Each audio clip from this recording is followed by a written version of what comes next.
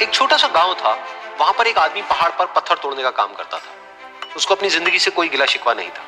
पूरा दिन वो काम करता, मेहनत करता, दिन के एंड में जो थोड़ा बहुत पैसा मिलता वो जा करके अपने परिवार के साथ में थोड़ा सा टाइम स्पेंड करता और चैन से सो जाता। तो एक दिन रोज की तरह वो अपना काम खत्म करके अपने घर की तरफ जा रहा था, तो रास्ते में चलते चलते उसके मन में ख्याल आया कि ये भी कोई जिंदगी है कि सुबह से शाम तक मैं पत्थर तोड़ने का काम करता हूँ और एंड में मेरे को थोड़े से पैसे मिलते हैं जिसमें मुश्किल से मेरा और मेरे परिवार का गुजारा हो पाता है। काश कुछ ऐसा हो जाए कि कहीं से मुझे कोई ऐसी शक्ति मिल जाए कि जो भी मैं चाहता हूं वो सच हो जाए।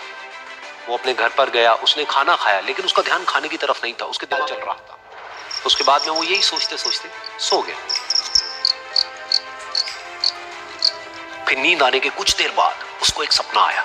सपने में उसने देखा कि रोज की तरह वो अपना काम खत्म करके अपने घर लौट रहा था। रास्ते में उसने एक बहुत ही बड़ा घर देखा और उसके मन में आया कि काश ये घर मेरा होता और मैं इसका मालिक होता। और उसके ये सोचते ही वो उस घर का मालिक बन गया। उसको यकीन ही नहीं हो रहा था कि जो उसने सोचा वो बन चुका है। लेकिन उसकी खुशी ज्यादा देर नहीं टिक पाई, क्योंकि उसको एकदम से एक शोर सुनाई दिया।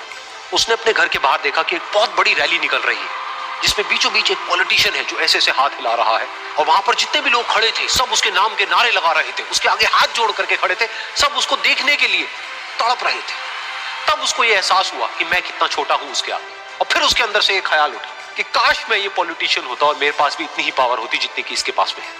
बस उसका इतना सा सोचने की देर थी, वो पॉलिटिशियन बन गया।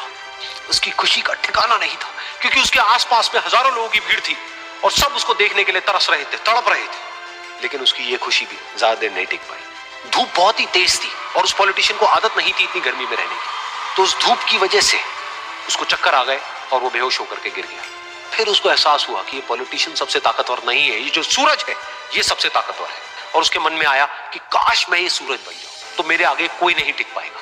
और उसका इतना सा सोचने की देर थी और वो सूरज बन गया और वो खुशी से पागल हो गया, क्योंकि पूरी दुनिया को वो ही रोशन कर रहा था और पूरी दुनिया में ऐसा कोई नहीं था जो कि उसकी रोशनी को रोक सके। लेकिन उसकी ये खुशी भी ज्यादा देर टिक नहीं पाई, क्योंकि कुछ ही देर बाद आसमान में कुछ काले बादल आए जिन्होंने कि उस सूरज की रोशनी को रोक दिया।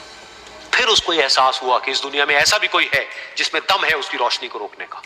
और उसके मन में एक ख्याल उठा कि काश मैं वो बादल बन जाऊं। और वो बादल बन गया और आसमान में उड़ने लगा।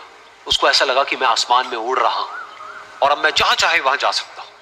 लेकिन कुछ देर बाद वहां पर एक बहुत तेज हवा का झोंका आया जो कि उन बादलों को उड़ा करके ले गया। और फिर उसे ये समझ आया कि ये जो बादल हैं वो सूरज की रोशनी को तो रोक सकते हैं लेकिन हवा को नहीं रोक सकते। ये हवा उनको बहा करके ले जाती है। फिर उसके मन में आया कि काश मैं ये हवा बन जाऊं, और वो हवा बन गया।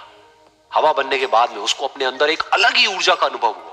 वो चाहे तो आराम से बहता और चाहे तो आंधी बन करके, तूफान बन करके, जिसको भी चाहे उड़ा करके ले जाता। उसको ये विश्वास होने ही लगा था कि इस दुनिया में सबसे ज्यादा शक्तिशाली मैं हूं। लेकिन तभी उसके सामने आया एक पहाड़। उसने अपनी पूरी ताकत लगा दी लेकिन उस पहाड़ को वो इतना सा भी नहीं हिला पाया। तब उसको यह एहसास हुआ कि इस दुनिया में कोई है जो हवा से भी ज्यादा शक्तिशाली है, जिसमें दम है उस हवा को रोकने का। फिर उसके मन में आया कि काश मैं ये पहाड़ होता, और वो पहाड़ बन गया। लेकिन हर बार की तरह इस बार भी उसकी खुशी ज्यादा देर तक नहीं टिक पाई। उसको एक जानी पहचानी सी आवाज सुनाई दी और साथ ही साथ उसको दर्द होने लगा, जैसे कि कोई है जो उसको तोड़ रहा है, उसको मार रहा है।